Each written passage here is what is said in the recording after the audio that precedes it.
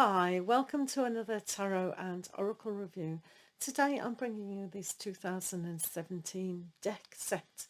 It's a Botanical Inspirations by Lynn Arujo. Now, it is absolutely so cute. Flowers too have an amazing history down the ages, from selling with tulips for house prices and having wars over to putting secret messages in their petals when giving them to people behind bars kind of thing. But anyway, so each flower does have a meaning.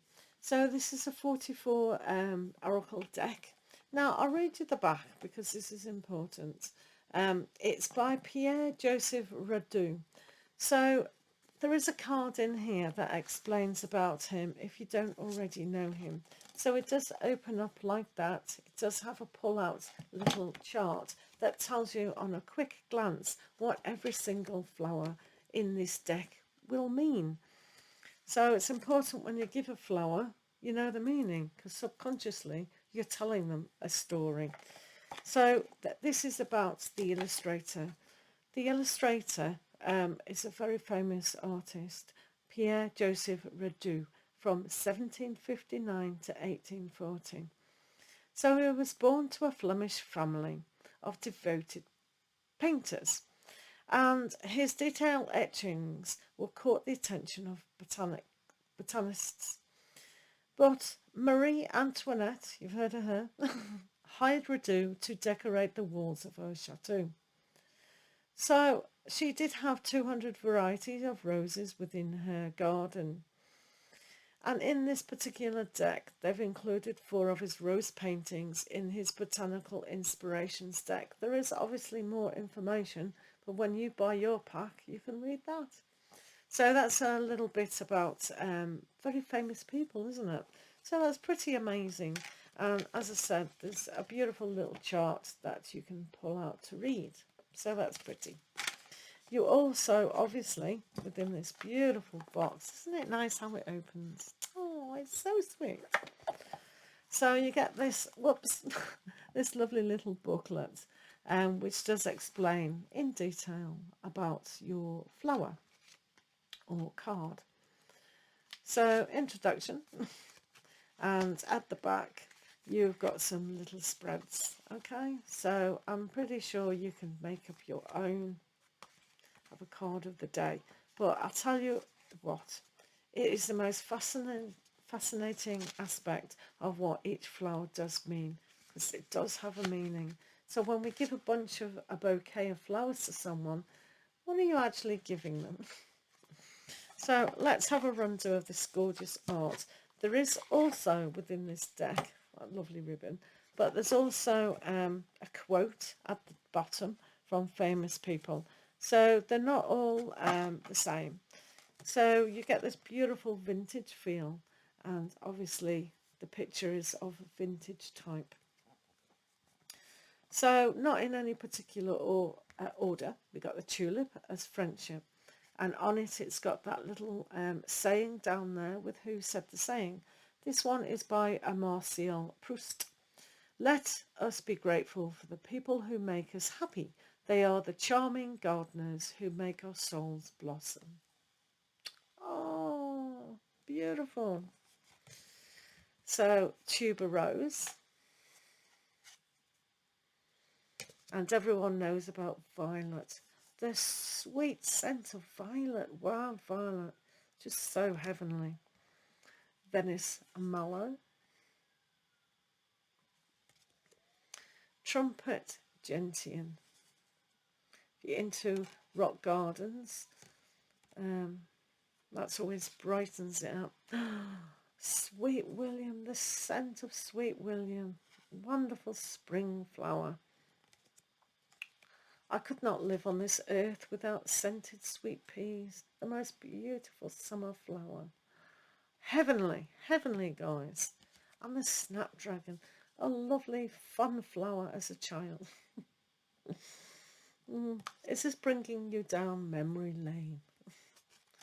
Oh, summer is over so very, very quickly. The yellow rose. Enthusiasm and friendship. A single rose can be my garden, a single friend my world. Leo Buscaglia. Sweet. And the white rose, a new start and wisdom. And of course, the red rose, hidden secrets. Ooh. Pink rose. And the primrose. Phlox, beautiful scent of phlox. Height of the summer. And peony, beautiful embroidered peonies of China.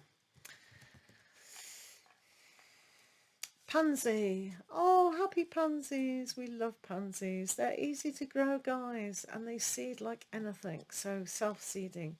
These are great on your salads, nasturtium, and they grow wild. Beautiful. And morning glory. Magnolia.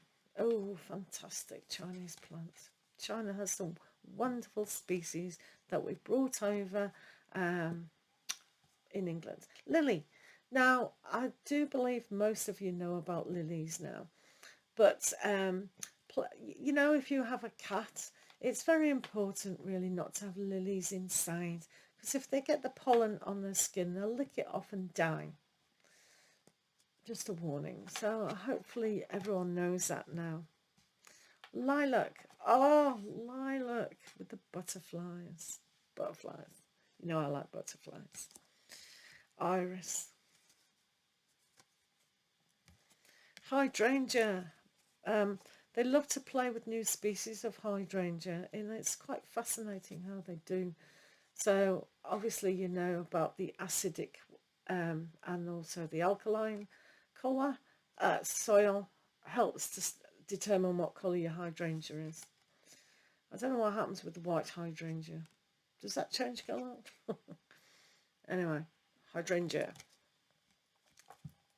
Hyacinth. Honeysuckle. Every flower's wonderful, isn't it? I'll tell you that Marie Antoinette, if she had over 200 flowers in her garden, she was doing good. Hibiscus. Beauty and happiness. Gloxinia.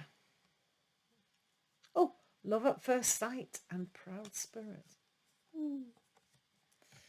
Gladiola. Dame Edna. Do you remember Dame Edna? On the gerbid daisy. Oh, that's so sweet. Garden heliotrope. Forget-me-nots. Beautiful flower. People just think they're weeds and just dig them up. Terrible. Talking about my neighbour. Right, false indigo. Ooh. Lovely autumn flower of dahlia. My favourites, again, they're all my favourites. Daffodil. And crocus. Coreopsis. Always joyful. Yay, joyful.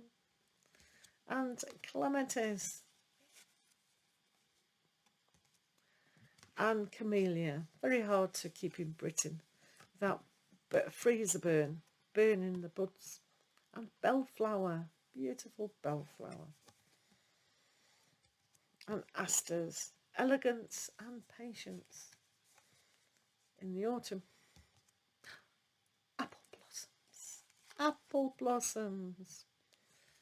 And the anemone. Anticipation.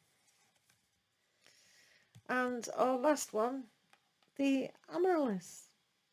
So obviously within these 44 cards, some of your favourite flowers haven't been mentioned. But that's okay, we can deal with that. So there you have it, a lovely little set and a most gorgeous box.